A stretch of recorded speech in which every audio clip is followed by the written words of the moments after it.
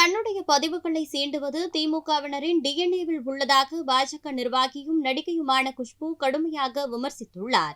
உங்ககிட்ட ஒரே விஷயம் சொல்ல விரும்புறேன். டாஸ்மாக் குறைப்பீங்களா, குறைக்க மாட்டீங்களா? இது நீங்க சொன்னது, முதலமைச்சர் ஸ்டாலின் அவர்கள் சொன்னது, உங்களுடைய யூத் மினிஸ்டர் உதயநிதி ஸ்டாலின் அவர்கள் சொன்னது. நாங்க டாஸ்மாக் குறைப்போம். குறைப்பீங்களா, குறைக்க மாட்டீங்களா? 3500 கிலோகிராம் 2000 கோடி வர்த் ட்ரக்ஸ் பறிமுதல் செய்யப்பட்டிருக்கு. அதுவும் உங்க கட்சிக்காரனுக்கிட்ட இருந்து. அப்போ அதுல உங்களுக்கு எந்த சம்மந்தமும் இல்லை நீங்க சொல்லலாம்.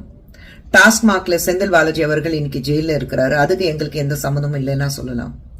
பழைய ட்வீட்ஸ் எல்லாம் எடுத்துட்டு நீங்க போடணும், பழசு பேசினதெல்லாம் நீங்க எடுத்து போடணும்னா அது உங்களுடைய டிஎன்ஏ நான் சொல்லியிருக்கேன்.